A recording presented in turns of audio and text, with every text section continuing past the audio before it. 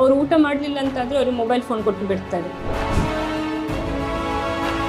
ಅವ್ರಿಗೆ ಇನ್ನೇನು ಇಂಪ್ರೂವ್ಮೆಂಟ್ ಮಾಡೋಕ್ಕಾಗಲ್ಲ, ಅದಕ್ಕೆ ಸರ್ಜರಿ ಮಾಡೋಕ್ಕಾಗಲ್ಲ.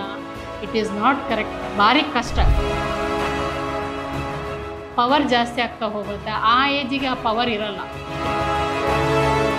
ಸೊ ಅದು ಸ್ಟಾರ್ಟಿಂಗ್ ಎಡಿಕ್ಷನ್ ಇದು. ಅದು ದಯವಿಟ್ಟು ಪೇರೆಂಟ್ಸ್ ಮಾಡಲಿಕ್ಕೆ ಹೋಗಬೇಡಿ.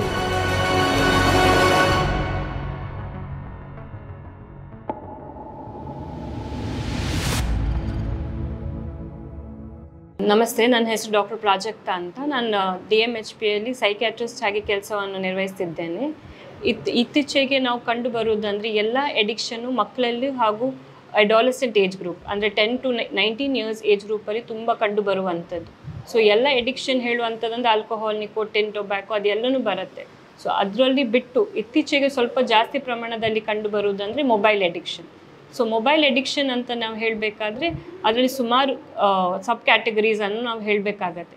ಇಂಟರ್ನೆಟ್ ಎಡಿಕ್ಷನ್ ಇರ್ಬೋದು, ಅದರಲ್ಲಿ ಖಾಲಿ ಮೈಂಡ್ಲೆಸ್ ಸ್ಕ್ರೋಲಿಂಗ್, ನಾವು ಈಗ ಇನ್ಸ್ಟಾಗ್ರಾಮ್ ಇರ್ಬೋದು, ಫೇಸ್ಬುಕ್ ಇರ್ಬೋದು, ಸೋಷಿಯಲ್ ಮೀಡಿಯಾ ಎಡಿಕ್ಷನ್ ಅಂತ ನಾವು ಹೇಳ್ತೇವೆ. ಅದು ಒಂಥರದ್ದಾದರೆ ಸೆಕೆಂಡ್ ಆದರೂ ಆಗಿರೋದು most common gaming addiction. So ಬೇರೆ ಬೇರೆ ಥರದ್ದು ಗೇಮ್ಸ್ ಆಡೋದು ನೀವು ಕೇಳಿರ್ಬೋದು, ಪಬ್ಜಿ ಇರ್ಬೋದು, ಆ ಥರ ಎಲ್ಲ ಸುಮಾರು ಗೇಮ್ಸ್ ಇದು ಎಡಿಕ್ಷನ್ನು ಇತ್ತೀಚೆಗೆ ಜಾಸ್ತಿ ಕಂಡು ಬರುವಂಥದ್ದು. ಸೊ ಈ ಥರಲ್ಲಿ ಸುಮಾರು ಬೇರೆ ಎಡಿಕ್ಷನ್ ಇರ್ಬೋದು, ಪೋರ್ನೋಗ್ರಫಿ ಇರ್ಬೋದು, ಆ ಥರ ಸುಮಾರು ಎಡಿಕ್ಷನ್ ಇತ್ತೀಚೆಗೆ ಜಾಸ್ತಿಯಾಗಿ ಪ್ರಮಾಣದಲ್ಲಿ ಕಂಡು ಬರ್ತಾ ಇದೆ. ಸೊ ಇದರಿಂದ ಏನಾಗುತ್ತೆ ಅಂದರೆ ಇದರಲ್ಲಿ 2 ಫ್ಯಾಕ್ಟರ್ಸ್ ನಾವು ಇಂಪಾರ್ಟೆಂಟ್ ಅಂತ ಹೇಳ್ತೇವೆ ಮೇನ್ಲಿ ಸ್ಟೂಡೆಂಟ್ಸಲ್ಲಿ. ಸೊ ಎಡಿಕ್ಷನ್ ಅಂತ ಹೇಳುವಾಗ ನಾವು ಯಾರಿಗೆ ಎಡಿಕ್ಷನ್ ಅಂತ ಹೇಳ್ತೇವೆ ಅಂದರೆ ಈಗ ಪ್ರಮಾಣವಾಗಿ ಕೆಲವರು ಎಜುಕೇಷನಿಗಾಗಲಿ, ಸ್ಕೂಲಿಗಾಗಲಿ ಅಥವಾ ಏನಾದ್ರು ಒಂದು ಟ್ಯಾಲೆಂಟ್ ಕಲಿಬೇಕಂತಾಗಿ ಮೊಬೈಲ್ ಯೂಸ್ ಮಾಡ್ತಾರೆ, ಸೋಷಿಯಲ್ ಮೀಡಿಯಾ ಯೂಸ್ ಮಾಡ್ತಾರೆ. ಅದಕ್ಕೆ ನಾವು ಎಡಿಕ್ಷನ್ ಅಂತ ಹೇಳೋದಿಲ್ಲ. ಎಡಿಕ್ಷನ್ ಹೇಳೋದು ಯಾವಾಗ ಅಂದರೆ ಏನು ಕಾರಣ ಇಲ್ಲದೆ ಮೈಂಡ್ಲೆಸ್ ಆಗಿ ಸ್ಕ್ರೋಲಿಂಗ್ ಮಾಡ್ತಾ ಇರೋದು, ಅಪ್ರಾಕ್ಸಿಮೇಟ್ಲಿ 6 to 7 hours ದಿನಕ್ಕೆ ಅದಕ್ಕೇ ಕೊಟ್ಟಿರುವಂಥದ್ದು. ಅದಕ್ಕೆ ಜಾಸ್ತಿ ಮುಖ್ಯತೆ ಕೊಟ್ಟು ಎಜುಕೇಷನ್ ಆಗಲಿ, ಅವ್ರದ್ದು ಫ್ಯಾಮಿಲಿಯಲ್ಲಿ ರಿಲೇಷನ್ಶಿಪ್ ಇರ್ಬೋದು, ಪೇರೆಂಟ್ಸ್ ಜೊತೆ, ಫ್ರೆಂಡ್ಸ್ ಜೊತೆ, ಅದೆಲ್ಲನೂ ಡಿಸ್ಟರ್ಬ್ ಮಾಡುವಂಥದ್ದಕ್ಕೆ ಎಡಿಕ್ಷನ್ ಅಂತ ನಾವು ಹೇಳ್ತೇವೆ. ಅವ್ರು ಎಕ್ಸಾಮಿಗೆ ಓದೋದಿಲ್ಲ, ಸ್ಕೂಲಲ್ಲಿ ಮಾರ್ಕ್ಸ್ ಕಮ್ಮಿ ಬರ್ತಾ ಇರ್ತದೆ, ಫ್ರೆಂಡ್ಸ್ ಜೊತೆ ಮಿಂಗಲ್ ಆಗೋದಿಲ್ಲ, ಮನೆಯಲ್ಲಿ ಫ್ಯಾಮಿಲಿ ಜೊತೆ ಮಿಂಗಲ್ ಆಗೋದಿಲ್ಲ, ಖಾಲಿ ಒಂದು ರೂಮಲ್ಲಿ ಕೂತ್ಕೊಂಡು ಖಾಲಿ ಮೊಬೈಲ್ ಇಟ್ಕೊಂಡು ಅದರಲ್ಲೇ ನೋಡುವಂಥದ್ದು ಜಾಸ್ತಿ ಕಂಡು ಬರುತ್ತೆ. ಎಷ್ಟು ಮಟ್ಟಕ್ಕಂದರೆ ಲಾಸ್ಟ್ ಜಾಸ್ತಿ ಪ್ರಮಾಣ ಆಗುವಾಗ ತನ್ನ ಸ್ನಾನ ಮಾಡೋದು ಕಮ್ಮಿ ಆಗುತ್ತೆ, ಅವ್ರದ್ದು ಸೆಲ್ಫ್ ಕೇರು ಕಮ್ಮಿ ಆಗುತ್ತೆ. ಆ ರೇಂಜಿಗೆ ಅವರಿಗೆ ಫೋನಲ್ಲಿ ಎಡಿಕ್ಷನ್ ಜಾಸ್ತಿ ಆಗುತ್ತೆ. ಫೋನ್ ಇಲ್ಲ ಅಂತ ಆದರೆ ಅವರಿಗೆ ಏನು ನಾನು ಮಾಡೋಕ್ಲಿಕ್ಕೆ ಆಗೋದಿಲ್ಲ ಅಂತ ಆ ಥರ ಒಂದು ಭಾವನೆ ಬರ್ತದೆ ಎಡಿಕ್ಷನ್ ಅಂತ ನಾವು ಹೇಳುವಾಗ. ಸೊ ಇದರಲ್ಲಿ ಏನಾಗುತ್ತೆ ಅಂದರೆ 2 ಥರದಿದೆ. ಒಂದಂದರೆ ಆಲ್ರೆಡಿ ಅವ್ರಿಗೆ ಸೈಕ್ಯಾಟ್ರಿದು ಪ್ರಾಬ್ಲಮ್ ಏನಾದ್ರು ಶುರು ಆಗಿದ್ರೆ, ಈಗ ಡಿಪ್ರೆಷನ್ ಇರ್ಬೋದು, ಆ್ಯನ್ಸೈಟಿ ಇರ್ಬೋದು, ಆ ಥರ ಪ್ರಾಬ್ಲಮ್ ಇರುವಾಗ ಅವ್ರು ಏನು ಮಾಡ್ತಾರೆ, ಅವ್ರಿಗೆ ಜನರದ್ದು ಸಂಪರ್ಕ ಕಮ್ಮಿ ಮಾಡಬೇಕಂತ ಅನಿಸುವಾಗ, ಜನರೊಟ್ಟಿಗೆ ಮಾತಾಡಬೇಕಂತ ಬೇಡ ಅಂತ ಅನಿಸ್ತದೆ ಮನಸ್ಸಲ್ಲಿ. ಸೊ ಆ ಥರ ಇರಬೇಕಾದ್ರೆ ಅವರು ಫೋನಲ್ಲೇ ಜಾಸ್ತಿ ಯೂಸ್ ಮಾಡುವಂಥದ್ದು, ಒಬ್ಬರೇ ಕೋಣೆಯಲ್ಲಿ ಕೂತ್ಕೊಳ್ಳುವಂಥದ್ದು, ಯಾರು ಮನುಷ್ಯರದ್ದು ಅವರಿಗೆ ಮಾತಾಡೋದು ಬೇಡ, ಸ್ಕೂಲಿಗೆ ಹೋಗೋದು ಬೇಡ, ಆಟ ಆಡೋದು ಬೇಡ, ಆ ಥರ ಅನಿಸುವಾಗೂ ಆ ಪ್ರಾಬ್ಲಮಿಂದಾಗಿ ಅವ್ರಿಗೆ ಮೊಬೈಲ್ ಎಡಿಕ್ಷನ್ ಜಾಸ್ತಿ ಆಗೋ ಸಾಧ್ಯತೆಯೂ ಕಂಡು ಬಂದಿದೆ. ಹಾಗೂ ಸೆಕೆಂಡ್ರಿಯಾಗಿ ಮೊಬೈಲ್ ಎಡಿಕ್ಷನ್ನೇ ಜಾಸ್ತಿ ಆಗಿದ್ದು ಅದರಿಂದಾಗಿ ಸೆಕೆಂಡ್ರಿ ಅವರಿಗೆ ಡಿಪ್ರೆಷನ್ ಆಗುವಂಥದ್ದು, ಆ್ಯನ್ಸೈಟಿ ಆಗುವಂಥದ್ದು. ಈಗ ನಾವು ನೋಂಬೋಫೋಬಿಯಾ ಅಂತ ಹೇಳ್ತೇವೆ. ಅಂದರೆ ಅವರಿಗೆ ಮೊಬೈಲ್ ಇಲ್ಲ ಅಂತ ಇರುವಾಗ ಒಂದು ಫೋಬಿಯಾ, ನಾನು ಏನಾದ್ರು ಒಂದು ಮಿಸ್ ಮಾಡ್ತಾ ಇದ್ದೇನೆ, ನನಗೆ ಫೋನ್ ಇಲ್ಲದ್ರೆ ನನಗೆ ಸ್ಕೂಲ್ ಹೋಗ್ಲಿಕ್ಕೆ ಆಗೋದಿಲ್ಲ, ನಂಗೆ ಕಾಲೇಜ್ ಹೋಗ್ಲಿಕ್ಕೆ ಆಗೋದಿಲ್ಲ, ಆ ಥರ ಒಂದು ಅವ್ರ ಹತ್ರ ಫಿಯರ್ ಇರುತ್ತೆ. ಅಂದರೆ ಮೊಬೈಲ್ ಬೇಕೇ ಬೇಕು ಅವರಿಗೆ. ಬೆಳಿಗ್ಗೆ ಎದ್ದು ಕೂಡ ಫಸ್ಟ್ ಅವ್ರ ಕೈಲಿ ಮೊಬೈಲ್ ಬೇಕು, ಲಾಸ್ಟ್ ಮಲಗುವಷ್ಟುವರೆಗೆ ಅವ್ರಿಗೆ ಮೊಬೈಲ್ ಕೈಲಿ ಬೇಕು. ಅದಕ್ಕೆ ಆ ಥರ ಒಂದು ಪ್ರಾಬ್ಲಮ್ಮು ಕಂಡು ಬಂದಿದೆ. ಸೆಕೆಂಡ್ ಹೇಳಬೇಕಂದ್ರೆ ಇದು ಮೊಬೈಲಿದು ಬ್ಲೂ ಲೈಟ್ ಫಿಲ್ಟರ್ ಏನಿದೆ ಅದು ಕಣ್ಣಿಗೆ ಬಿದ್ದು ಕಣ್ಣಲ್ಲಿ ಪ್ರಾಬ್ಲಮ್ ಆಗುವಂಥದ್ದು, ದೃಷ್ಟಿಯಲ್ಲಿ ಪ್ರಾಬ್ಲಮ್ ಆಗುವಂಥದ್ದು, ಮೈಗ್ರೇನ್, ಹೆಡ್ಏಕ್ ಅಂಥದ್ದು ಪ್ರಾಬ್ಲಮ್ ಕಂಡು ಬಂದಿದೆ.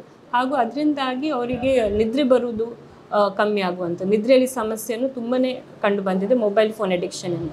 ಅವ್ರ ಹತ್ರ ನೀವು ಕೇಳಿದರೆ ರಾತ್ರಿ 2 ಗಂಟೆ 3 ಗಂಟೆವರೆಗೆ ಮೊಬೈಲಲ್ಲಿ ಸ್ಕ್ರೋಲಿಂಗ್ ಮಾಡ್ತಾ ಇರ್ತಾರೆ. ಸೊ ಅದರಿಂದಾಗಿ ಆ ಲೈಟಿಂದಾಗಿ ಅವರಿಗೆ ನಿದ್ರೆಯಲ್ಲಿ ಪ್ರಾಬ್ಲಮ್ ಬರುವಂಥದ್ದು. ಹಾಗೆ ಆಗಬೇಕಾದ್ರೆ ಮತ್ತೆ ಶಾಲೆಗೆ ಹೋಗಿ, ಕಾಲೇಜಿಗೆ ಹೋಗಿ ಅಲ್ಲಿ ನಿದ್ರೆ ಮಾಡುವಂಥದ್ದು, ಕೆಲಸಕ್ಕೆ ಅಥವಾ ಅವ್ರದ್ದು ಓದೋದ್ರಲ್ಲಿ ಕಾನ್ಸಂಟ್ರೇಷನ್ ತುಂಬಾ ಕಡಿಮೆ ಆಗುತ್ತೆ. ಸೊ ಅದು ಇನ್ನೊಂದು ಥರದ್ದು ಪ್ರಾಬ್ಲಮ್ಮು ಕಂಡು ಬಂದಿದೆ ಮೊಬೈಲ್ ಫೋನ್ ಎಡಿಕ್ಷನ್. ಇದು ಹೇಗೆ ಸ್ಟಾರ್ಟ್ ಆಯ್ತು ಅಂದರೆ ಕೊರೋನಾದ ಟೈಮಿಗೆ ಹೆಚ್ಚಿನಾಗಿ ಮಕ್ಕಳಿಗೆ ಎಲ್ಲನೂ ಪ್ರೋಗ್ರಾಮ್ಸು, ಶಾಲೆದು ಏನೆಲ್ಲ ಇದೆ ಅದೆಲ್ಲ ಮೊಬೈಲ್ ಫೋನಲ್ಲೇ ನೋಡಲಿಕ್ಕೆ ಸ್ಟಾರ್ಟ್ ಮಾಡೋದ್ರಿಂದ ಅದ್ರ ಮೇಲೆ ಈ ಸಮಸ್ಯೆ ಒಂದು ಜಾಸ್ತಿ ಕಂಡು ಬಂದದ್ದು. ಅದ್ರ ಮುಂಚೆ ಅಷ್ಟು ಪ್ರಮಾಣದಲ್ಲಿ ಇರಲಿಲ್ಲ, ಅದಾದಮೇಲೆ ಈಗ ಸ್ವಲ್ಪ ಜಾಸ್ತಿ ಕಂಡು ಬಂದಿದೆ ಮಕ್ಕಳಲ್ಲಿ. ಇನ್ನೊಂದು ಹೇಳಬೇಕಾದ್ರೆ ನೀವು ಇತ್ತೀಚೆಗೆ ಪೇರೆಂಟ್ಸು ನೋಡಿರ್ಬೋದು, ಪೇರೆಂಟ್ಸ್ ಇಬ್ಬರು ವರ್ಕಿಂಗ್ ಆಗಿರೋದ್ರಿಂದ ಮನೆಗೆ ಬಂದು ಅವರು ಮಕ್ಕಳಿಗೆ ಇದು ಟೈಮ್ ಕೊಡಲಿಕ್ಕೆ ಆಗದೆ ಇರುವಂಥದ್ದು. ಹಾಗೆ ಮಕ್ಕಳು ಫೋನಲ್ಲಿ ಅಡಿಕ್ಷನ್ ಮಾಡಿ ಅಲ್ಲೇ ಸೋಷಿಯಲ್ ಮೀಡಿಯಲ್ಲಿ ದೋಸ್ತಿ ಮಾಡುವಂಥದ್ದು, ಅವ್ರ ಹತ್ರ ಕಮ್ಯುನಿಕೇಷನ್ ಜಾಸ್ತಿ ಮಾಡಿ ಫ್ಯಾಮಿಲಿಯವರ ಹತ್ರ ಕಮ್ಯುನಿಕೇಷನ್ ಕಮ್ಮಿ ಮಾಡುವಂಥದ್ದು ಕಂಡು ಬಂದಿದೆ. ಸೆಕೆಂಡ್ರಿ ಆಗಿ ಮಕ್ಕಳಿಗೆ ಚಿಕ್ಕ ಮಕ್ಕಳಲ್ಲೂ ಈಗ ನೀವು ಕಂಡಿದ್ರೆ 1 year 6 months 8 months ಅವರು ಊಟ ಮಾಡಲಿಲ್ಲ ಅಂತಾದರೆ ಅವ್ರಿಗೆ ಮೊಬೈಲ್ ಫೋನ್ ಕೊಟ್ಟು ಬಿಡ್ತಾರೆ, ಅದರಲ್ಲಿ ಕಾರ್ಟೂನ್ ನೋಡಿ ಅವರು ಊಟ ಮಾಡುವಂಥದ್ದು. ಸೊ ಅದು ಸ್ಟಾರ್ಟಿಂಗ್ ಎಡಿಕ್ಷನ್ ಇದು. ಅದು ದಯವಿಟ್ಟು ಪೇರೆಂಟ್ಸ್ ಮಾಡಲಿಕ್ಕೆ ಹೋಗಬೇಡಿ. ಮಕ್ಕಳಿಗೆ 0 to 18 months 1-2 ವರ್ಷ ಒಳಗಿನ ಮಕ್ಕಳಿಗೆ ಮೊಬೈಲ್ ಫೋನ್ ಅಂತೂ ನೀವು ಕೊಡಲೇಬಾರ್ದು. ಅವ್ರಿಗೆ ಮೊಬೈಲ್ ಅಂದರೆ ಖಾಲಿ ಯಾರಿಗೂ ವೀಡಿಯೋ ಕಾಲ್ ಮಾಡ್ತಾಯಿದ್ರು ಈಗ ಅಜ್ಜ ಅಜ್ಜಿ ಅಂಥವ್ರಿಗೆ ನೋಡಲಿಕ್ಕೆ ಅಂತ ಮಾತ್ರ ವೀಡಿಯೋ ಕಾಲ್ ಒಂದು ಕೊಡೋದು ಬಿಟ್ಟರೆ ಅವ್ರಿಗೆ ಆ ಮೊಬೈಲಲ್ಲಿ ಕಾರ್ಟೂನ್ ಬರುತ್ತೆ, ಅದರಲ್ಲೆಲ್ಲ ಗೇಮ್ಸ್ ಇದೆ ಅದೆಲ್ಲ ತೋರಿಸ್ಲಿಕ್ಕೇ ಹೋಗಬೇಡಿ. ಅಲ್ಲಿನೇ ಎಡಿಕ್ಷನ್ ಸ್ಟಾರ್ಟ್ ಆಗೋದು. ಸೊ ನಾವು ಯೂಶ್ವಲಿ ಹೇಳ್ತೇವೆ 2 years ಒಳಗಿನ ಮಕ್ಕಳಿಗೆ ಈ ಮೊಬೈಲ್ ಫೋನ್ ಸ್ಕ್ರೀನ್ ಟೈಮ್ ಇರಲೇಬಾರ್ದು 0. ಅದ್ರ ಮೇಲಿನ ಮಕ್ಕಳಿಗೆ 1 hour per day ಅಷ್ಟೇ ಪರ್ಮಿಸಿಬಲ್ ಅಮೌಂಟು. 1 hour ಇಡೀ ದಿವಸದಲ್ಲಿ ಕೊಡ್ಬೋದು, ಏನಾದ್ರು ಸಣ್ಣ ಪುಟ್ಟ ನೋಡಲಿಕ್ಕೆ ಅವರಿಗಿದ್ರೆ ಮಾತ್ರ. ಅದಕ್ಕಿಂತ ಜಾಸ್ತಿ ಯಾವತ್ತೂ ಕೊಡಲಿಕ್ಕೆ ಹೋಗಬೇಡಿ. ಹಾಗೂ ಯಾವತ್ತೂ ನೀವು ಫೋನ್ ಕೊಟ್ಟಾಗ ನೀವು ಅಲ್ಲಿ ಇರಬೇಕು. ಪೇರೆಂಟ್ಸ್ ಇದು ಸೂಪರ್ವಿಷನ್ ಇಂಪಾರ್ಟೆಂಟೇ ಇದೆ. ಎಂದಿಲ್ಲ ಆವಾಗ ಅವರಿಗೂ ಸ್ವಲ್ಪ ಜ್ಞಾಪಕ ಇರುತ್ತೆ, ಓಕೆ ಪೇರೆಂಟ್ಸ್ ನೋಡ್ತಾ ಇದ್ದಾರೆ ಅಂತ. ಆವಾಗ ಅವರು ಸ್ವಲ್ಪ ಕಂಟ್ರೋಲ್ ಮಾಡಲಿಕ್ಕೆ ಕಲಿತಾರೆ. ಪೇರೆಂಟ್ಸ್ ಯಾರ್ದು ಸೂಪರ್ವಿಷನ್ ಇಲ್ಲ ಅಂದರೆ ಅವ್ರು ಏನು ಮಾಡ್ತಾರೆ ಅಂತ ನಿಮಗೂ ಗೊತ್ತಾಗೋದಿಲ್ಲ. ಸೊ ಅದು ಎಡಿಕ್ಷನ್ ಮತ್ತು ಜಾಸ್ತಿ ಪ್ರಮಾಣಕ್ಕೆ ಏರ್ತದೆ. ದೃಷ್ಟಿ ದೋಷಕ್ಕೆ ಸಂಬಂಧಪಟ್ಟಂತೆ ಈಗ ನಮಗೆ 6176 ಮಕ್ಕಳಿಗೆ 2024-25ರಲ್ಲಿ ದೃಷ್ಟಿ ದೋಷವನ್ನು ನಾವು ನಮ್ಮ ಶಾಲಾ ಆರೋಗ್ಯ ತಂಡ, ನಾವು ರಾಷ್ಟ್ರೀಯ ಬಾಲ ಸ್ವಾಸ್ಥ್ಯ ಕಾರ್ಯಕ್ರಮದ ಅಡಿಯಲ್ಲಿ 16 ತಂಡ ಇದೆ ನಮ್ಮ ಜಿಲ್ಲೆಯಲ್ಲಿ. ಇದರಲ್ಲಿ ಪ್ರತಿ ತಂಡದಲ್ಲಿ 2 ವೈದ್ಯರು, ಒಬ್ಬರು ಶುಶ್ರೂಷಕ ಅಧಿಕಾರಿಗಳು, ಒಬ್ಬರು ನೇತ್ರಾಧಿಕಾರಿಗಳು ಇದ್ದು ಇವರು ಪ್ರತಿ ಶಾಲೆಗಳಿಗೆ ಮತ್ತು ಅಂಗನವಾಡಿ ಕೇಂದ್ರಗಳಿಗೆ ನಿಯಮಿತವಾಗಿ ಅವರ ವೇಳಾಪಟ್ಟಿಯಂತೆ ಭೇಟಿ ನೀಡಿ ತಪಾಸಣೆಯನ್ನು ಮಾಡಿ ದೃಷ್ಟಿದೋಷ ಇರುವಲ್ಲಿ ಅವರಿಗೆ ನಮಗೆ ಮಾಹಿತಿಯನ್ನು ನೀಡಿದಾಗ ನಾವು ಕನ್ನಡಕವನ್ನು ಉಚಿತವಾಗಿ ಕೊಡುವ ಪದ್ಧತಿ ಇದೆ. ಸೊ ಹೀಗೆ ನಾವು ಪತ್ತೆ ಮಾಡಿ 6176 ಮಕ್ಕಳಿಗೆ ದೃಷ್ಟಿದೋಷವನ್ನು ವಿವಿಧ ತಾಲೂಕುಗಳಲ್ಲಿ ನಾವು ಪತ್ತೆ ಮಾಡಿದ್ದೀವಿ. 2025 ಮತ್ತು 26ನೇ ಸಾಲಿನಿಗೆ ಇದುವರೆಗೆ 210 ಮಕ್ಕಳಿಗೆ, ಕಳೆದ ಏಪ್ರಿಲ್ ಮೇ ಜೂನ್ ಈ 3 ತಿಂಗಳಲ್ಲಿ 210 ಮಕ್ಕಳಿಗೆ ದೃಷ್ಟಿದೋಷ ಇರುವುದು ಪತ್ತೆಯಾಗಿದೆ. ಇವರಿಗೆ ಕನ್ನಡಕವನ್ನು ಈಗ ಆಶಾಕಿರಣ ಕಾರ್ಯಕ್ರಮದಲ್ಲಿ ಕೊಡೋದಕ್ಕೆ ವ್ಯವಸ್ಥೆಯನ್ನು ಮಾಡಲಾಗುತ್ತೆ. ನಮಸ್ತೆ, ಇದು ನಾನು ಡಾಕ್ಟರ್ ಅನಿತಾ ಕಿರಣ್, ವೆನ್ಲಾಕ್ ಜಿಲ್ಲಾ ಆಸ್ಪತ್ರೆಯಲ್ಲಿ ಸೀನಿಯರ್ ಆಫ್ಥಾಲ್ಮಾಲಜಿಸ್ಟ್ ಆಗಿ ಅಂದರೆ ನೇತ್ರ ತಜ್ಞರಾಗಿ ಕೆಲಸ ಮಾಡ್ತಾ ಇದ್ದೇನೆ. ಸ್ಕ್ರೀನ್ ಟೈಮ್ ಅಂತ ಒಂದು ಇಡಬೇಕಾಗತ್ತೆ. ಯಾಕಂದರೆ 1 ಇಲ್ಲ 1 hour ಪರ್ ಡೇ ಇಲ್ಲ 2 hours ಪರ್ ಡೇ, ಬೆಳಗ್ಗೆ ಎಷ್ಟೊತ್ತು ಸಾಯಂಕಾಲ ಎಷ್ಟೊತ್ತು ಅಂತ. ಬಟ್ ನೀವು ಮಕ್ಕಳು ಇರೋದೇ ಅರ್ಧ ದಿನ ಸ್ಕೂಲಲ್ಲಿ ಪರವಾಗಿಲ್ಲ, ಬಟ್ ಅರ್ಧ ದಿನ ಇನ್ನು ಮನೆಯಲ್ಲಿರ್ತಾರೆ ಮಕ್ಕಳು. ಆ ಟೈಮಲ್ಲಿ ನೀವು ಮೊಬೈಲನ್ನು ಕೊಟ್ಟು ಮಕ್ಕಳಿಗೆ ಮೊದಲನೇ ಮಕ್ಕಳಲ್ಲಿ ಹತ್ತಿರದೃಷ್ಟಿ ಇರುತ್ತೆ, ಅದು ಇನ್ನೂ ಜಾಸ್ತಿ ಯೂಸ್ ಮಾಡಿ ಏನಾಗುತ್ತೆ ಹೈಪರ್ಮೆಟ್ರೋಪಿಯಾ ಅಂದರೆ ಅವ್ರಿಗೆ ದೃಷ್ಟಿದೋಷ ಇರಲ್ಲ, ಬಟ್ ನಾವೇ ಅವ್ರಿಗೆ ದೃಷ್ಟಿದೋಷ ಕೊಟ್ಟಂಗೆ. ಸೊ ಆದಷ್ಟು ಮೊಬೈಲನ್ನು ಆಗಲಿ ಇಲ್ಲ ಡೆಸ್ಕ್ಟಾಪ್ ಇಲ್ಲ ಲ್ಯಾಪ್ಟಾಪ್ ಆಗಲಿ ಪಾಮ್ ಟಾಪ್ ಆಗಲಿ ಬೇಕು, ಅದನ್ನು ಬಳಕೆಯನ್ನು ನಾವು ಹಿತಮಿತದಿಂದ ಯೂಸ್ ಮಾಡಬೇಕು. ನಾನು ಅದೇ ಹೇಳಿದ್ನಲ್ಲ, screen time is very important. ಯಾವಾಗಲೂ ನೋಡಿದ್ರೆ ಮೊಬೈಲಲ್ಲಿ ಇರೋದು, ಹೊರಗೆ ಹೋಗಿ ಆಟ ಆಡೋದಂದರೆ ಇಲ್ಲ, ನಿಮಗೆ ವೀಡಿಯೋ ಗೇಮ್ಸ್ ಆಗಲಿ ಅದನ್ನು ಮೊಬೈಲಲ್ಲಿ ಆಟ ಆಡೋದು. ಸೊ ಏನಾಗುತ್ತೆ, ಆ ಡಿಸ್ಟೆನ್ಸ್ ಜಾಸ್ತಿ ಆಗಿ ನಾವು ಎಷ್ಟೇ ಕನ್ನಡಕ ಪವರ್ ಕೊಟ್ಟರು ಅವರಿಗೆ ದೃಷ್ಟಿದೋಷ ಕಮ್ಮಿ ಆಗಲ್ಲ. ಅದಕ್ಕೆ ಹೇಳೋದು ಆಂಬ್ಲೋಪಿಯಾ ಅಂದರೆ ಲೇಝಿ ಐ ಅಂತ ಹೇಳ್ತೀವಿ. ಅಂದರೆ ಆ ದೃಷ್ಟಿ ಎಷ್ಟು ತಡ್ಕೊಳುತ್ತೆ ಅಷ್ಟು ತಡ್ಕೊಳುತ್ತೆ ಕಣ್ಣು.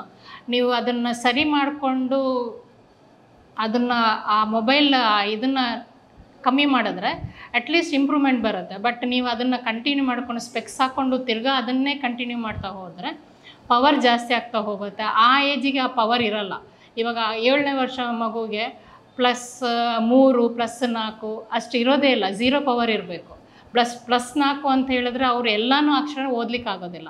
ಸೊ ಆ ಲೈನ್ ಕಮ್ಮಿ ಆದ ತಕ್ಷಣ ಅದಕ್ಕೆ ಹೇಳೋದು ನಾವು ಆಂಬ್ಲೋಪಿಯಾ ಅಂದರೆ ಲೇಝಿ ಐ ಅಂದರೆ ದೃಷ್ಟಿದೋಷ ಆಗಿ ಅವ್ರಿಗೆ ಇನ್ನೇನು ಇಂಪ್ರೂವ್ಮೆಂಟ್ ಮಾಡೋಕ್ಕಾಗಲ್ಲ, ಅದಕ್ಕೆ ಸರ್ಜರಿ ಮಾಡೋಕ್ಕಾಗಲ್ಲ. ಇಟ್ ಈಸ್ ನಾಟ್ ಕರೆಕ್ಟ್, ಭಾರಿ ಕಷ್ಟ. ಸರ್ಜರಿ ಅಂತ ಇಲ್ಲವೇ ಇಲ್ಲ, ಬಟ್ ಎಕ್ಸಸೈಸಸ್ ಇದೆ, ಆರ್ಥೋಪ್ಟಿಕ್ ಎಕ್ಸಸೈಸ್ ಅಂತ ಇವಾಗೆಲ್ಲ ಬಂದಿದೆ. ಬಟ್ ಆ ಮಟ್ಟಕ್ಕೆ ಹೋಗೋದು ಬೇಡ. Prevention is better then cure, ಅಂದರೆ ತಡೆಗಟ್ಟೋದು ಒಳ್ಳೆಯದು. ಸೊ ಸಿಂಪಲ್ ಮೆಥಡ್, ನೀವು ಮೊಬೈಲ್ ಕೊಡೋದು ಮಕ್ಕಳನ್ನೇ ಕಮ್ಮಿ ಮಾಡಿದ್ರೆ, ಸ್ಕ್ರೀನ್ ಟೈಮ್ ಕೊಟ್ಟರೆ ಒಳ್ಳೆಯದು ಅಂತ ನನ್ನ ಅನಿಸಿಕೆ.